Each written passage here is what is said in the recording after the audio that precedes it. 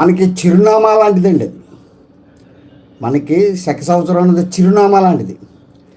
శక సంవత్సరం వెయ్యకపోవడం అంటే ఇంటికి డోర్ నెంబర్ లేకుండా గృహంలో నివసిస్తున్నట్లు లెక్క. అంటే ఇంటి డోర్ నెంబర్ లేకుండా ఉత్తరం రాస్తే ఎలా వేస్ట్ అలా వేస్ట్. తప్పనిసరిగా వేయాలండి.